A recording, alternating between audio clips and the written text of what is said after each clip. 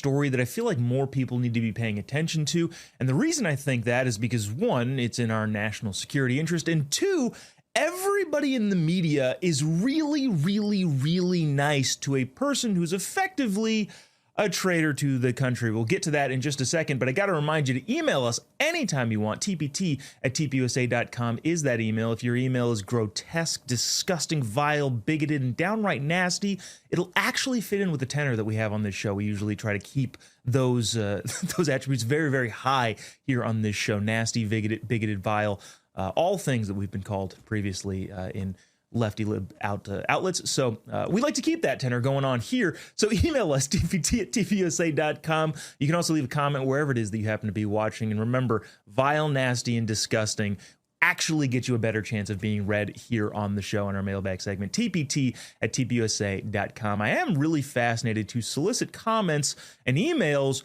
for this particular story. We're going to dive deep into Eileen Gu, who is an American.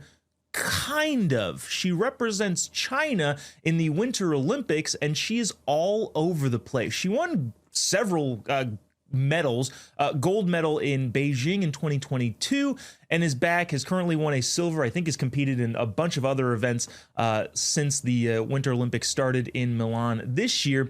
But really, really interesting questions as to how and why, born and raised in the United States, California specifically, she competes for the communist Chinese. We'll dig into that right now. Now, first things first, I want to set this up in a way that kind of contextualizes what it means to compete for countries that are not technically your own. And I say that because I want to issue some caveats here. I, kind of seriously, also kind of jokingly, but more serious than joking, have always wondered what would it be like to compete in an obscure sport as an American, but for another country that I have the eligibility to go compete for. For instance, I can technically compete for American Samoa if me and producer Tino wanted to really, really get into curling. There's a very, very good chance that we would be able to make it to the Olympics. I could be an Olympian. Now, that being said, there are some massive differences between much smaller countries who really don't compete in the Winter Olympics versus massive countries like China who have a plethora of athletes that they could choose from, especially someone who's at the top of their game. But we'll get into that in just a quick second. I just want to throw that caveat out there. There are instances where you can compete and it kind of makes sense and it's fun, and it doesn't mean that you're, a dual citizen of the country. It's just, wasn't good enough to make the American curling team. So I went ahead and was the first winter athlete for Western Samoa. That would actually be very fun. Now, what I'd like to get into with Eileen Gu here is the trajectory in which she has ascended to the spotlight, but also the forefront of the debate between China and the United States. We're all familiar with the Thucydides trap of the ascending world power always goes to war with the current world power, and that is China's goal. We'll get to a little bit more of that in later on in the show. But to highlight the point, China doesn't need more athletes. They especially don't need athletes who are at the top of the game and could compete for the United States. So the question is, why then is she competing for China and not the U.S.? The New York Times, Vice News, Yahoo Sports have all commented on Eileen Gu's upbringing, saying she was raised by a single mother. Now, her dad allegedly is American, but almost nothing is known about him. Now, the interesting part about the single motherhood is the fact that she lives in and grew up in one of the wealthiest neighborhoods in one of the wealthiest cities in the country, in San Francisco, the Seacliff neighborhood specifically. She attended a private prep school, university high school, where the tuition hovers around $70,000 a year, and has obviously enjoyed all of the benefits of being brought up in the United States of America, which is, again, peculiar, going to a very ritzy private high school and living in a very wealthy neighborhood, coming from a single mother, which again has been reported in the New York Times and Vice and many media outlets. Now, I'm not saying that no single mother can attain those heights, but the probability seems fairly low, unless that single mother had help from a foreign entity in which the family may or may not have been tied into the CCP, the Chinese Communist Party, and sent to the United States specifically to ingratiate themselves into our culture and then somehow try and bifurcate the American culture and the Chinese culture to help wash clean all of the sins of the Chinese Communist Party. Again, we'll get to more of that in just a second. I'm just throwing out theories here. Now, the single mother, according to the New York Times, her parents, Eileen Gu's grandparents, according to the New York Times, were very prominent engineers. Her father was a highly decorated chief electrical engineer in Chinese Ministry of Housing and Urban Rural Development, which was noted in his 2014 obituary. Her mother, so Eileen Gu's mother's mother, Eileen Gu's grandmother, was also a senior engineer for the Structural Reform Department of China's Ministry of Transportation. In other words, the single mother who lived in the wealthiest neighborhood and sent her daughter to a $70,000 a year private high school may have had some help because her parents, Eileen Gu's grandparents, very, very deeply tied, it would appear, to the Chinese Communist Party. Dating back, Eileen Gu's grandparents obviously very tied to the people who have a vested interest in integrating themselves into the United States culture. Her mother allegedly came here to the United States, has a master's degree from Auburn in molecular biology and then an MBA from Stanford, for which I'm sure was required to pay the full tuition. Now, if you don't know this, you're not familiar, out-of-state students at most schools have to pay a higher tuition than in-state schools. Now, obviously, Stanford is a private university. I'm not exactly sure about Auburn. Regardless, there's different tuitions. Foreign students, on the other hand, pay exorbitantly more than even the out-of-state students. So, considering the fact that her mom was a foreign student, somebody had to pay for those very expensive schools, Stanford specifically. How did that happen? Unless, of course, and remember, this is all speculation here, but the speculation kind of all lines up. How does that happen? Unless there was some help from the CCP. Eileen Gu's mother then, according to the New York Times, went on to work at Lehman Brothers on Wall Street, spent a good amount of her career on Wall Street. And according to one of the Chinese Wikipedia-esque type sites, Eileen Gu's mother, Yan Gu, states, the Wikipedia-esque site in China states that in 1993, while at Lehman Brothers on Wall Street, Eileen Gu's mother successfully arranged for a $200 million loan to China. Again, could there possibly be some relationship with the CCP? Now, if any of that is true, that kind of makes sense as to why Eileen Gu grew up in a very ritzy neighborhood and went to a very expensive private school, even though she had a single mother. But the thing is, in 2019, as a skiing prodigy, that was when she made the decision that she was going to compete for China. Now, I want to play you a quick clip of her talking about the idea of being both Chinese and American. And for what it's worth, considering the fact that she's 22 now, in 2019, she was 15. When this interview was done, she was 19 years old. I'm going to give some latitude, some grace to someone who may be thinking about this in a little bit different terms than the geopolitics of it all. This is Eileen Gu in her own words whenever she's asked, hey, what about this whole dual citizenship thing? This is her answer, cut 6. Since I was little, I've always said I'm Chinese when I'm in China and I'm American when I'm in the US. And what I mean by that is I feel as though both countries have contributed equally to creating the person that I am today. And there's no sense of competition. There's no sense of one is better than the other. It really is about appreciating different facets of each one and applying the most relevant and the most the parts I can learn the most from each culture. And I think that is what has given me the perspective that I have. It's given me the cultural resiliency that I have, and it's given me an appreciation for different cultures around the world.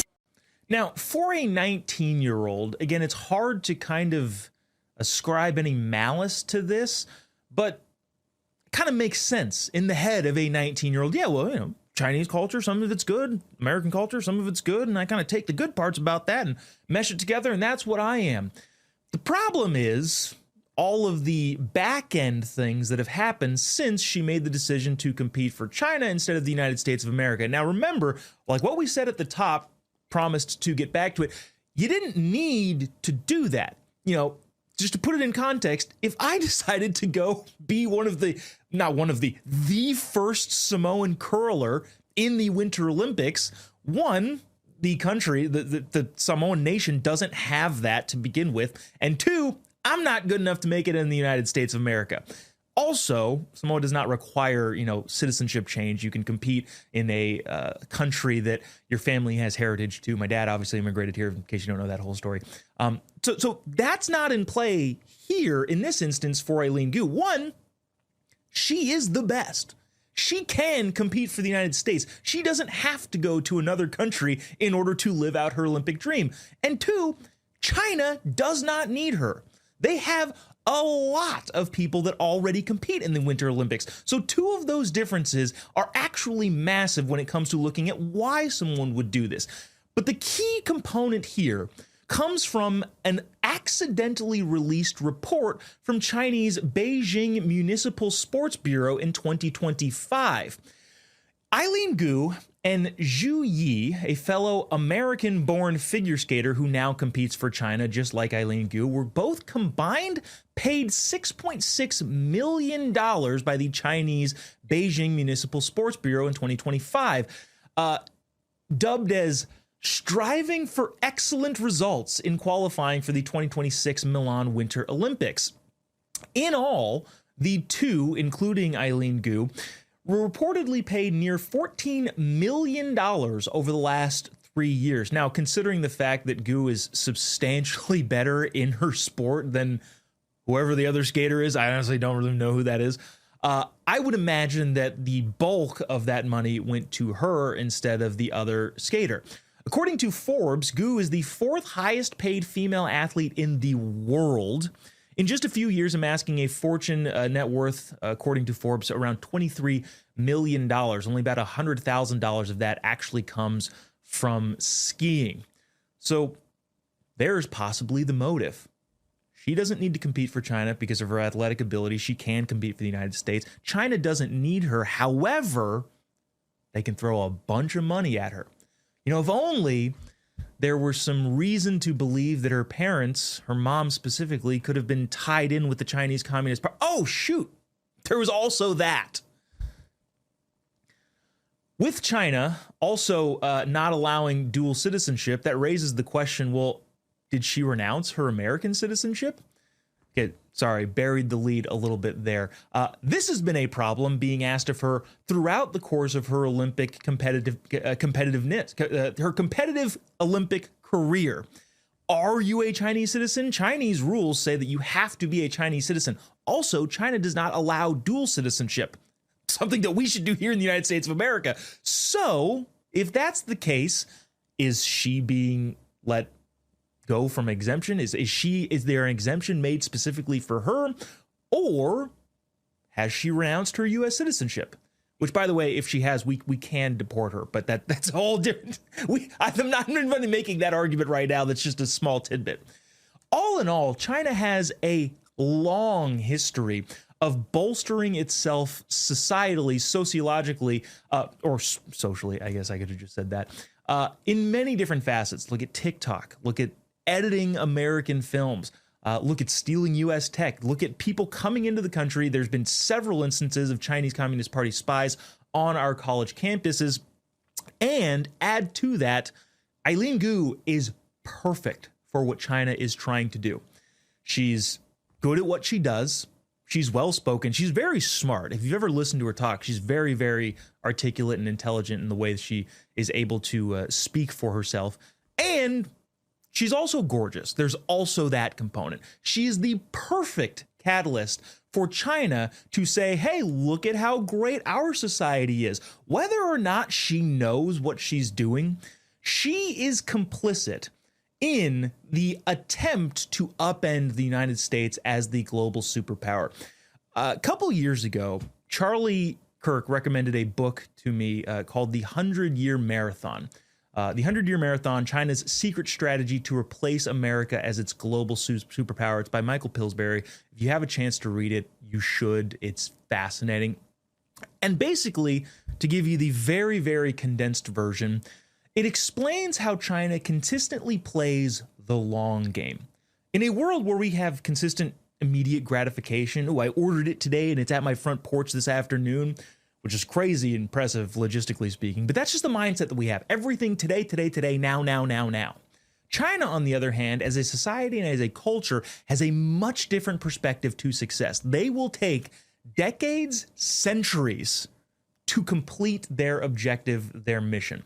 That's what the 100-Year Marathon is. And as a part of that, they will look for individuals like Eileen Gu, throw them a ton of money to do something that is entirely unnecessary, which is compete for China, all under the guise of, well, some of the Chinese culture is very, very influential to me, which is what she consistently gets away from. Now, like I mentioned, I give a decent amount of latitude to Eileen Gu herself, not so much to her mom and definitely none to the CCP, the Chinese Communist Party in China. But at a certain point, Eileen Gu is going to have to make a decision and a distinction on what it is that she's actually doing. She's 22 years old. I would almost guarantee she has another Winter Olympics, maybe even 2 more Winter Olympics coming up. That would put her at 26 and 30, which is totally reasonable to compete in the Olympics. At that point, progressed on at 25 years old, you should have a decent understanding of what it is that you're doing. She may have that understanding as of right now. What is happening right now is the Chinese Communist Party appears to be using her to enforce its own idea of, well, Chinese society is just as good, if not better. This idea that Western culture, not so great. Look at us, China. We've got Olympic gold medalists that we pay exorbitant amounts of money. And this isn't the first time that this sort of thing has happened. Remember, the Olympics so often has been reflective of the cultures of the countries that are represented there.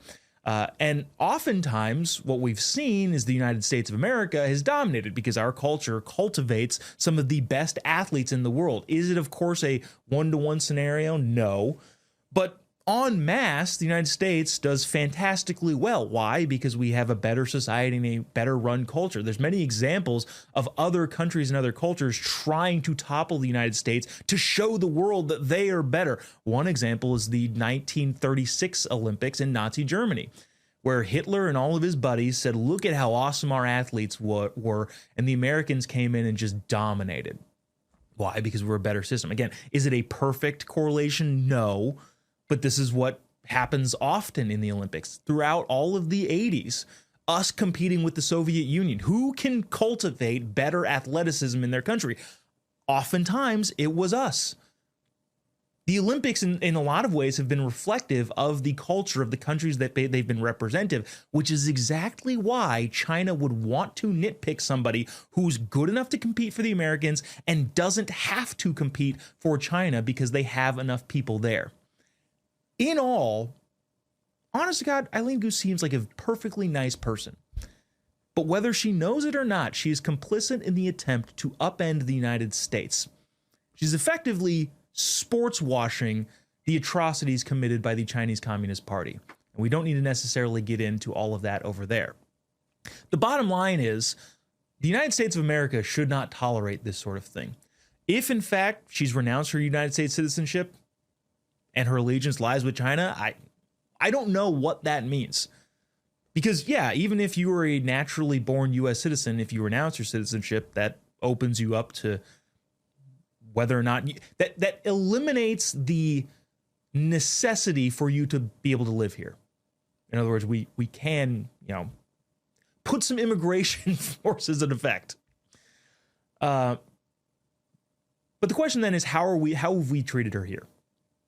Hopefully politely, but should we elevate somebody who chooses to compete with our arch enemy against us? Probably not, and yet we still do. Here's a clip from the ESPYs a couple years ago in which I think she won Breakout Athlete. This is cut 7. And the ESPY goes to Eileen Gu.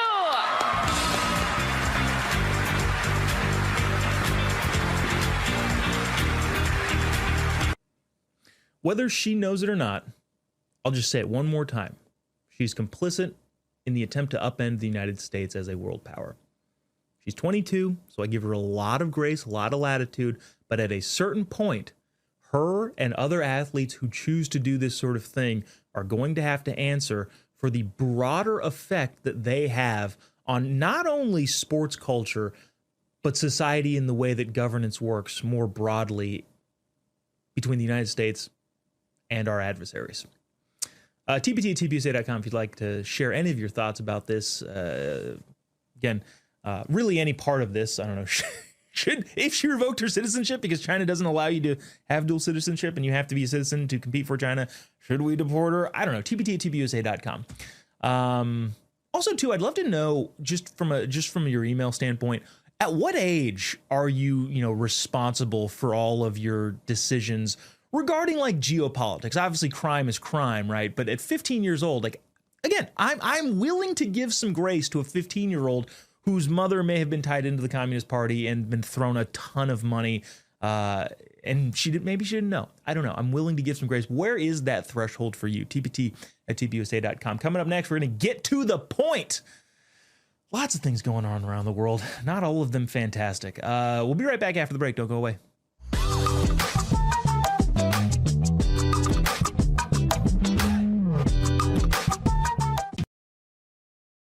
Real America's Voice is growing, and now it's all in one place. Introducing the new and improved RAV app, built for access, community, and choice, not paywalls. Here's the key. RAV is still free to watch. No sign-in, no membership required. Your favorite live streams, breaking coverage, and video on demand are all right there. Free, just like always. For the War Room Posse, we have to be a force multiplier on this. We have to stick the landing. In the White House, in the Oval Office, you're crushing it, my friend. And if you want more, the members section is your backstage pass. Get exclusive behind-the-scenes photos and videos, insider moments from the studio and the field, and early access to new content before it goes public. Members can also unlock special experiences like virtual meet and greets, member-only auctions, and select event access, plus commercial-free viewing of certain shows inside the app. It's not just an app, it's a community. Download the RAV app today. Find it in the App Store and Google Play. Hey folks, it's your friend John Rich. I co-founded Old Glory Bank because we heard too many stories about people getting canceled by their bank because they didn't agree with their politics. The government wanted to know where you shopped. If you bought a Bible or you shopped at a sporting goods store, you're probably on a list. We created Old Glory Bank because America needed a bank that would protect their privacy and security. Exercising your constitutional rights is not a criminal activity, and neither is loving your country. At Old Glory Bank, we stand with you. I'm a J6er. I spent 1,143 days in prison. About a year in prison. We were prosecuted, persecuted. J6ers have been treated like terrorists. And we need your help. Stand in the Gap was founded to stand in the gap for J6ers working to rebuild their lives after being incarcerated. For just $10 or more, you can help these patriots get back on their feet again. Every dollar you give is being matched up to $50,000. Go now to j6support.com and donate today. This is Tim King, also known as USS Malik, and I love Real America's Voices for its like-minded programming and the chat. Love you guys.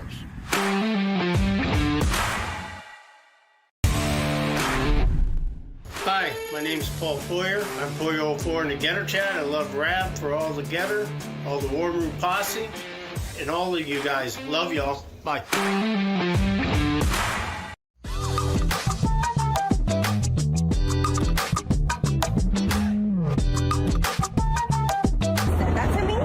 Crazy. I'm sorry. Tomorrow. No way. Yeah. Like that? Yes, I was in shock. Because if I would have known that the function was going to be like that, like I don't know if I would have gone. No, neither would I. This is the best form of political messaging that you can do. There's no statements made, no nothing. It's just two girls. So if you can't read, I can't even read that. That's really tiny. It's basically saying trying to catch up on the tea with your girlfriend or something like that. Walking through New York City, and they can't because there's snow everywhere and it's piled high as a car, and you got to climb over it, which is obviously reflective of the socialist mayor there in New York City, who, by the way, is putting out a budget, I think, today that is just massive and insane and like requires taxing people absurd amounts of money, which of course, you know, people are just willing to be taxed 100% of their income. They won't move or take their business elsewhere. That'll never happen. Anyways, no, this is the best kind of political messaging that exists. Not really even being on the nose. You're just kind of saying, hey, we're just trying to live our everyday life. And oh, look, these are all the problems around me, without actually ever saying anything. That's fantastic. All right, it is time. Segment 2. Time to get to the point. To the point. Get to the point. Sometimes I ramble a little bit longer. But also, I think it's interesting. Sometimes as long as I'm not repetitive. If I am repetitive, let me know. tpt@tpusa.com. I'd love to work to correct that. But I do think the riffing and the rambling sometimes is poignant and sometimes necessary to cover all of the different angles of, you know, any particular story. Anyways, wow, starting this off not on a good note. From the New York Post, transgender father Robert Dorgan, ID'd as the Rhode Island hockey shooter who gunned down family, and 6 posts are revealed. This story that happened yesterday, oh man, there are some. I don't want to make light of any of this situation. So that's where this gets kind of rough. My mind immediately goes to jokes because this is, I don't know.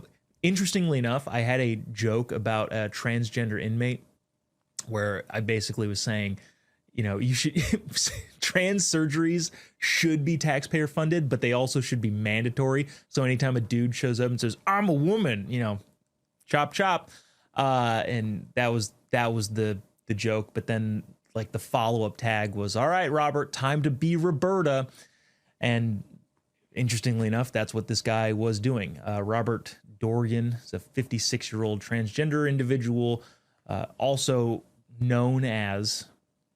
Was going by, I don't know if anybody knew him as Roberta Esposito, was identified as the shooter. The whole story is tragic and terrible. I've been through kind of the whole, you know, timeline of it all.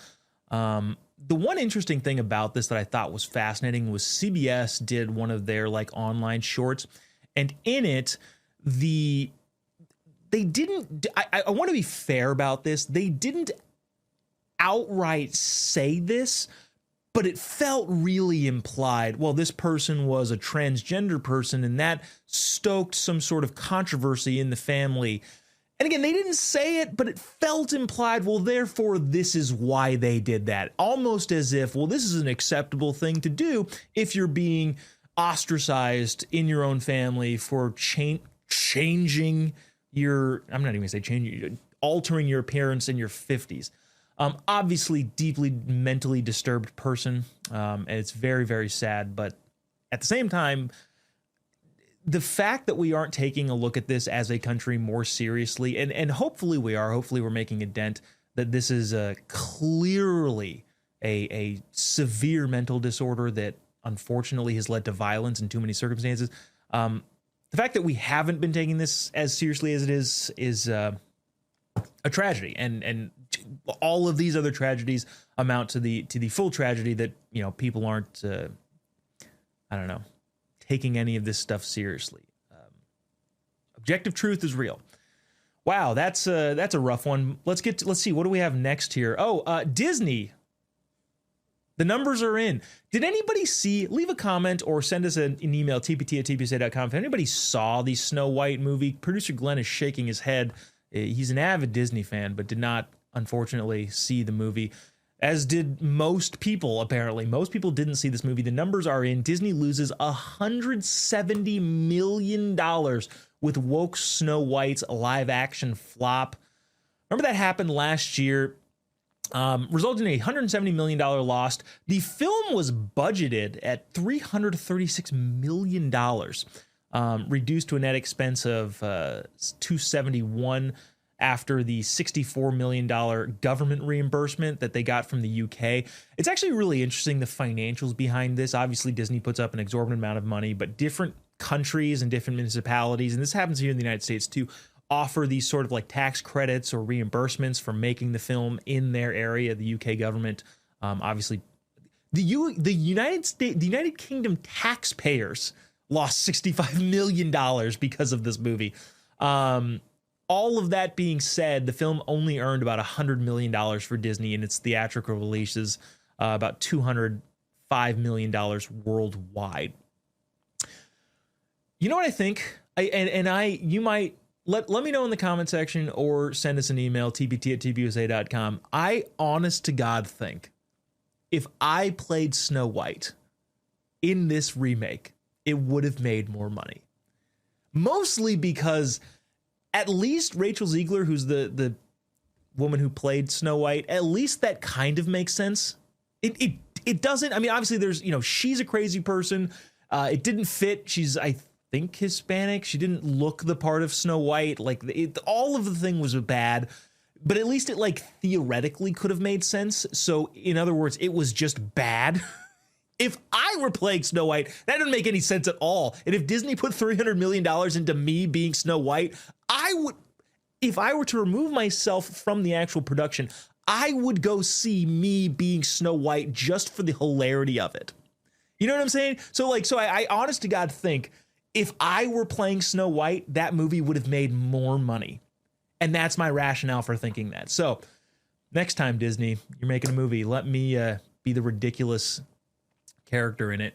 Obviously I'll take the full amount of money that you paid her, which I think was $20 million.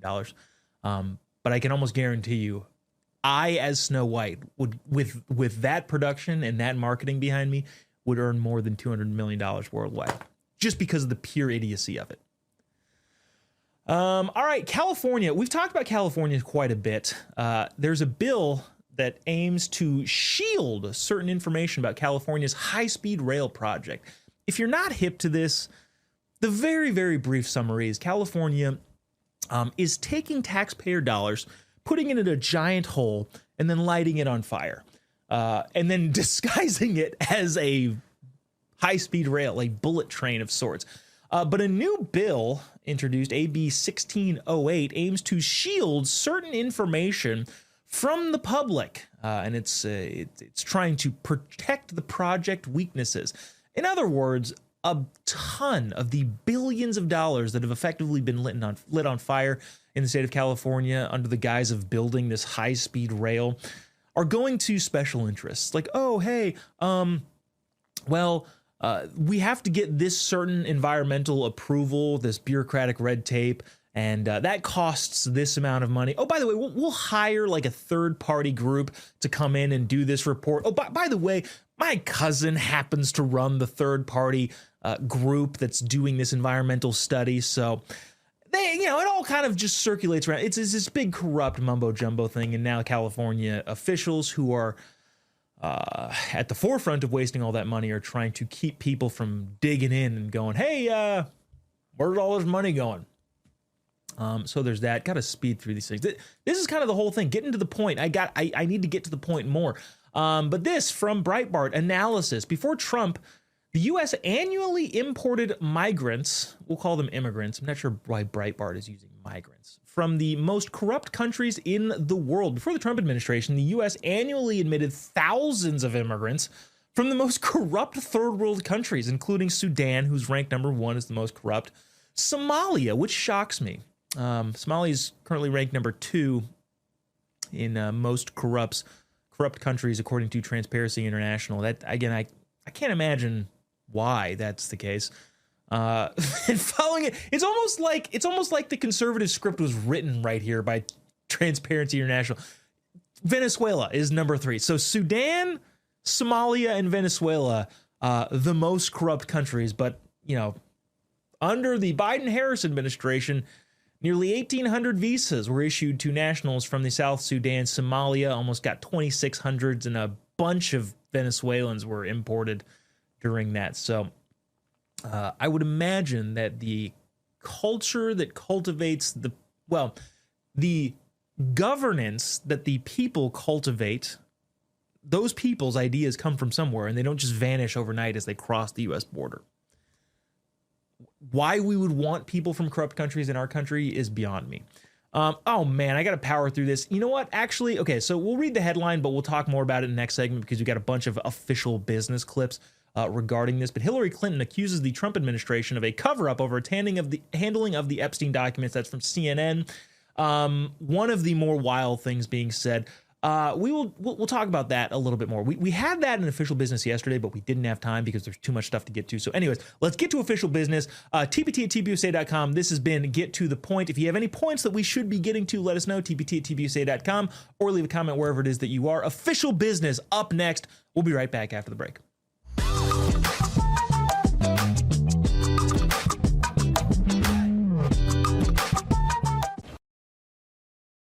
Real America's Voice is growing, and now it's all in one place. Introducing the new and improved RAV app, built for access, community, and choice, not paywalls. Here's the key. RAV is still free to watch. No sign-in, no membership required. Your favorite live streams, breaking coverage, and video on demand are all right there. Free, just like always. For the War Room Posse, we have to be a force multiplier on this. We have to stick the landing. In the White House, in the Oval Office, you're crushing it, my friend. And if you want more, the members section is your backstage pass. Get exclusive behind-the-scenes photos and videos, insider moments from the studio and the field, and early access to new content before it goes public. Members can also unlock special experiences like virtual meet and greets, member-only auctions, and select event access. Plus, commercial-free viewing of certain shows inside the app. It's not just an app, it's a community. Download the RAV app today. Find it in the App Store and Google Play.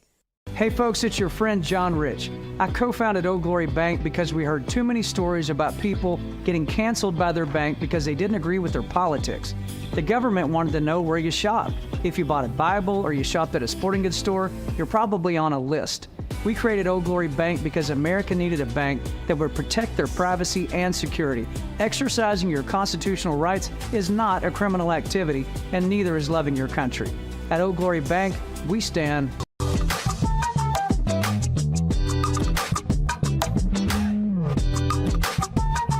Let's put me under arrest. I'm not arresting you now. Hey, now you're under arrest. Let's do this. Okay. We're under arrest for battery of police officer. Okay, can I put this in front because I have a back issue? No. I have a back issue. You are under. Stop resisting. I have a back issue. Okay. Brain disease. I can't. Stop. I can't.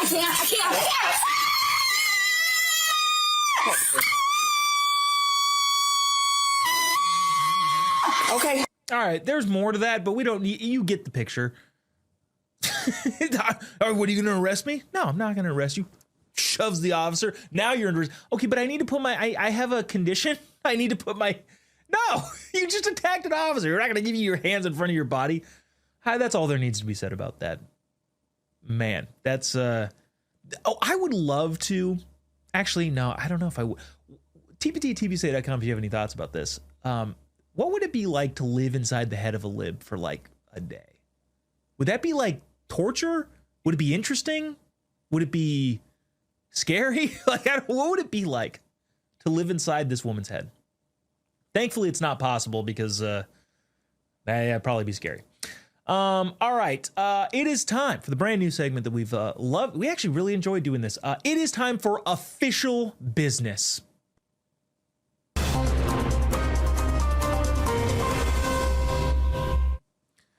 Now, if you're new to the show, new to the segment, official business is where we go around and find legislators and bureaucrats alike and highlight what they say in their official capacity, henceforth the name official business. Now, this is official business, especially with the trans thing being the top priority of many conservatives as, hey, obviously this is a problem in sports, but it's becoming a problem more broadly. Maybe we should take a look at it. In complete and total opposition to that is Congresswoman Pramila Jayapal, who has introduced a bill that she dubs the Transgender Bill of Rights. At least I think. There's so many different things that they talk about, and I can't ever keep all the names straight. But this is what the bill would do, or at least why she thinks the bill needs to get passed in official business. Here's Congresswoman Pramila Jayapal introducing what she thinks would be fantastic, not only for trans people, but for the United States of America. Cut 13. To trans people everywhere, I also want you to know this. Those people are threatened by your strength, by your joy in being fully who you are. Those who fight against trans people are just jealous of the freedom that they have taken to be fully who they are. And so those people just want to destroy that rather than imagine what it would be like to be fully who they are.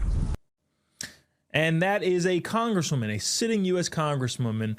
Honestly, she's trying to bait us. Like, if we're being truly honest with you, she's trying to bait us into going, no, why are they? No, like, we should dismiss it as it is. Sure, yes, Congressman Dryapol, I am not happy because I am not trans. And only trans people are happy because they are fully who they are. And anybody who would be against people having men competing in women's sports or just having mental disorders in general, remember, it's still in the DSM, the Diagnostic Statistical Manual, that gender ideology, gender dysphoria is still a mental disorder. Even though all of those things exist, even though all that's true, the people that think that it's wrong, they are just jealous of your success. Okay. Not going to take your bait, crazy lady. But there is at least somebody on our side. I mean, there's many people on our side kind of highlighting the sanity within the world. And one of those people is the beloved Senator Kennedy, who is seen here in official capacity, in official business, questioning one of the Trump administration officials as to some of the funding that is being cut from international aid. What that international aid is, Senator Kennedy will explain. Cut 14. You're getting rid of $5.5 million to lesbian, gay, bisexual, transgender, queer, and intersex advocacy in Uganda, aren't you? Yes, sir. I can't believe we're arguing about this. I can't believe we're arguing about this. I can't believe we're arguing about it either, Senator. You're telling me that someone's making $5 million to teach intersexual, lesbian, gay, transgender dance classes to the Ugandans? Actually, more importantly, what are those Ugandans going to do now? Honestly, maybe instead of that, maybe we should, send food. Can you imagine if that money was instead went to like mosquito nets or things that the people in Uganda probably could actually use? Thank goodness, though, somebody is on the side of sanity when it comes to official business. Now, this is also a part of official business. I recognize there are several things in the last several days that one Hillary Clinton, former Secretary of State, former Senator, former First Lady, which I know she doesn't have any power right now officially, but I think she's still able to be included in official business. Several of the things she said have been horrible and disgusting and terrible. But before we play any of those, I do want to highlight this one clip that she had from the Munich Security Conference, in which if you took this and just wrote it down on a piece of paper and read it to a friend, they would have said, well, that's just a conservative right-wing extremist. This is Hillary Clinton, who, again, said some terrible things about President Trump, some awful lies, and we'll play another clip about that in a little bit. But for right now, this seems to make sense. Cut 15. I think we need to call it for what it is. There is a legitimate reason to have a debate about things like migration. It went too far, it's been disruptive and destabilizing, and it needs to be fixed in a humane way with secure borders that don't torture and kill people. Now, that is right-wing extremist Hillary Clinton saying we need to secure the border. Now, she obviously threw in the, apparently we're torturing and killing people. I have been unaware of this. If you know where that's happening, send it to Tom Homan. He's said himself, wow, yeah, if that's happening, show us. Now, obviously, that's her signaling to her side, but they're saying, all the rampant migration, illegal in many cases around the world, specifically in Europe, is upending society. Maybe we should do something about that. So for a brief moment, Hillary Clinton sounded like a normal, sane person, unlike this clip in which she is asked about her husband's engagement with one Jeffrey Epstein. And again, remember, she's said that Trump has betrayed the West. She's said Trump is involved in the cover-up of Epstein stuff. All of that stuff is crazy nonsense. We don't even necessarily need to get into all of that right now. But I do think this clip is fascinating. And there's one thing that I do want to highlight about it, specifically around the question that the journalist asked, but I'll stop rambling, play the clips, cut 12. What was your reaction when you saw some of the material that has been released? I'm thinking, for example, of images of your husband apparently in a hot tub in a swimming pool on Epstein's plane. What was your reaction to that? And do you know the context surrounding some of those images? Absolutely. And it wasn't a hot tub on a plane. It was one of the stops they made to look at philanthropic and charitable work that my husband has done, saving literally millions of lives around the world. It turned out that was done long before there was any public awareness and certainly any conviction of any crime by Jeffrey Epstein. So now, the one thing that I want to point out there, first of all, we can all roll our eyes collectively at the no, they were just doing philanthropic work around the globe. And that's all that they were doing. Nobody buys that. But the one thing that I do want to point out from the journalist there is she offers Hillary Clinton something to immediately deny. She says, oh, there's pictures of Bill Clinton in a jacuzzi on Epstein's plane. Anybody who's ever been on a plane knows that you can't put a jacuzzi on a plane. That's not a thing that exists. Like, planes don't have swimming pools. Yeah, some have showers, but you can't have a jacuzzi that has a bunch of water that's going to slosh around in turbulence, let alone take off and landing. That's not a feasible thing to have happen. And yet the journalist says, well, there's pictures of him on the plane, which then allows Hillary Clinton to say, well, first of all, it wasn't on the plane, meaning that there's already something that is definitely true that she's able to deny. It's a really interesting tactical move to set someone up in that way, to give them a way out of something that they are clearly not in the right on when you're interviewing them. So that's just interesting. Try to notice that sort of stuff when you're watching these sorts of things. It's kind of like the whole Republicans pounce narrative in many of your mainstream media. Anyways, gotta get to the next segment. Thanks so much for tuning into Official Business. TBT at TPUSA.com. Really interesting story about somebody standing up for the Trump administration who we don't usually see do that. Next segment. We'll be right back. Don't go away.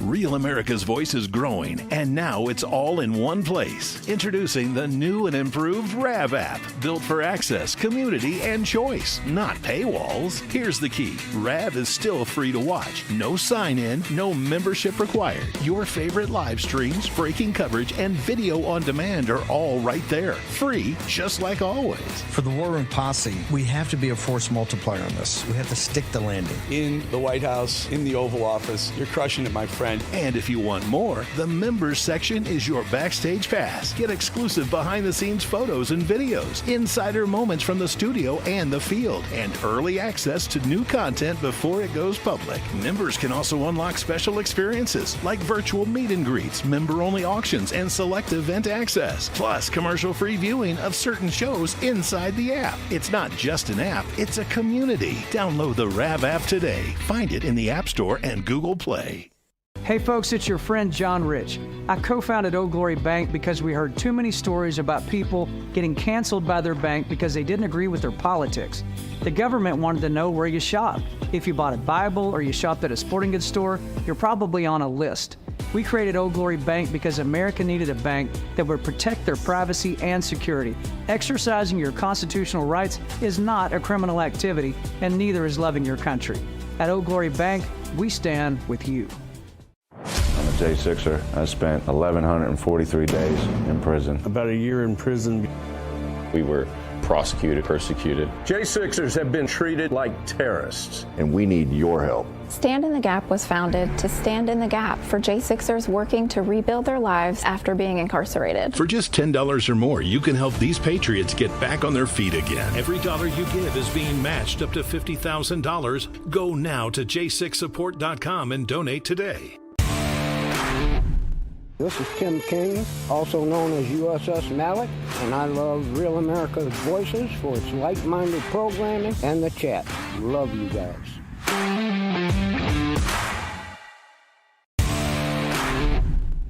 Hi, my name's Paul Foyer. I'm Foyer04 in the Getter Chat. I love rap for all the Getter, all the War Room Posse, and all of you guys. Love y'all. Bye.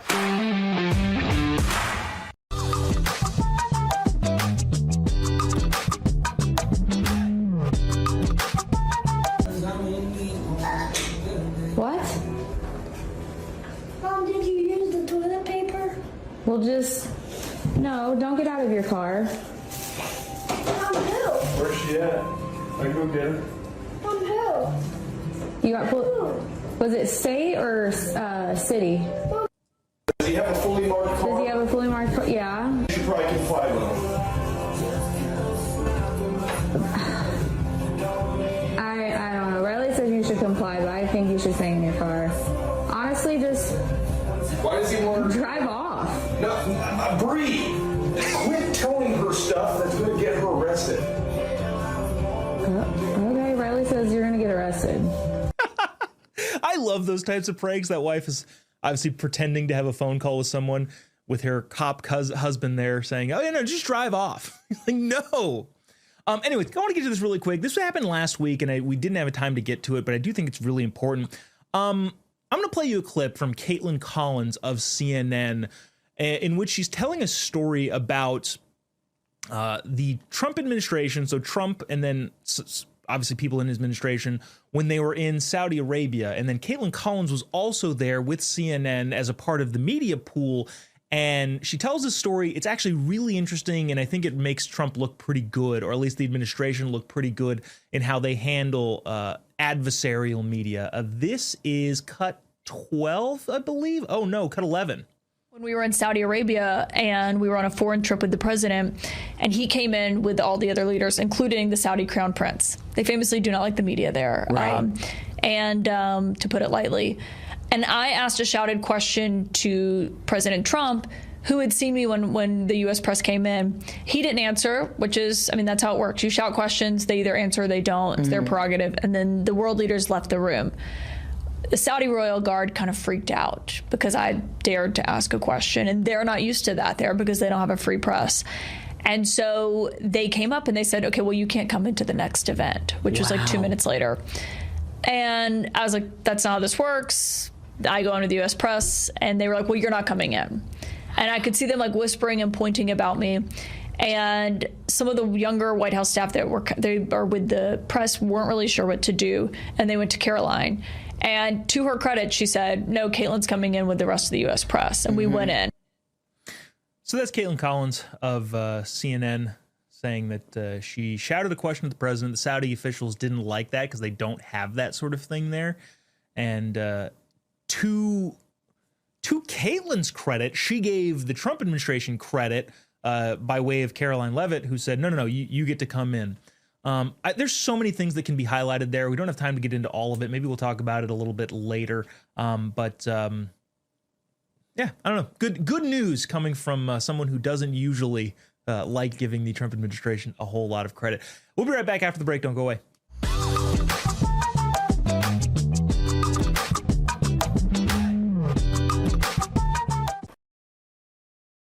Real America's Voice is growing, and now it's all in one place. Introducing the new and improved RAV app, built for access, community, and choice, not paywalls. Here's the key. RAV is still free to watch. No sign-in, no membership required. Your favorite live streams, breaking coverage, and video on demand are all right there. Free, just like always. For the War Room Posse, we have to be a force multiplier on this. We have to stick the landing. In the White House, in the Oval Office, you're crushing it, my friend. And if you want more, the members section is your backstage pass. Get exclusive behind-the-scenes photos and videos, insider moments from the studio and the field, and early access to new content before it goes public. Members can also unlock special experiences like virtual meet and greets, member-only auctions, and select event access, plus commercial-free viewing of certain shows inside the app. It's not just an app, it's a community. Download the RAV app today. Find it in the App Store and Google Play.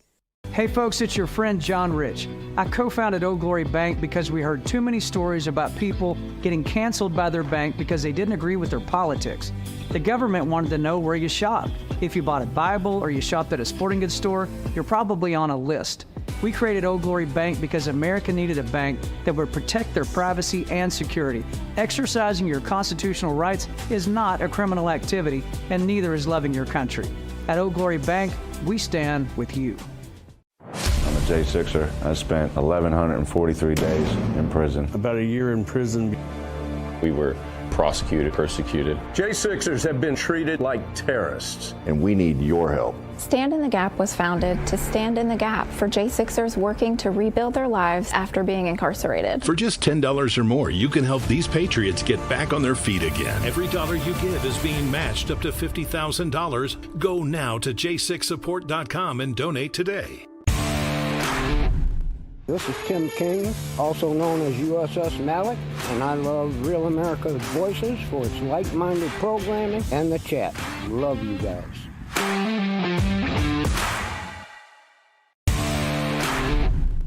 Hi, my name's Paul Poyer. I'm Poyer04 in the Getter Chat. I love rap for all the Getter, all the War Room Posse, and all of you guys. Love y'all. Bye.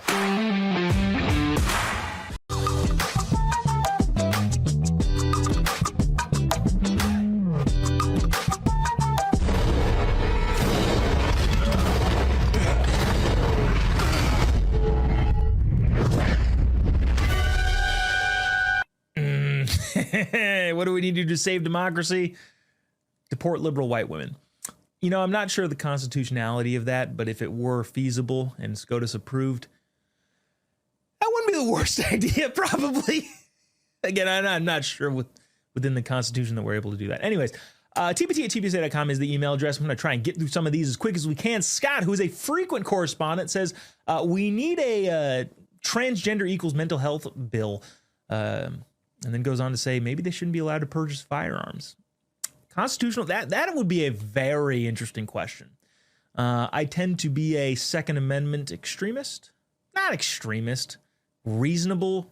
But I'm a proponent of the Second Amendment, you know, like everybody else is. And that's where I get really uncomfortable with, hey, this group of people can't. And I also understand the argument of the whole mental health thing. And then you got red flag. It's very complicated, but I understand what you're saying there, Scott. Christine says this regarding sports, the story that we did about sports yesterday, where there's a huge decline in number of women who want to engage in sports at the professional level. Christine says, yes, I agree. If I was a young woman, I wouldn't want to play sports with men either. It's a game. It's not worth permanent damage. Correct. Paul goes on to say, let's see, frequent correspondent Paul, too long to read the whole email, basically says the way that we save the West as conservatives get out and vote.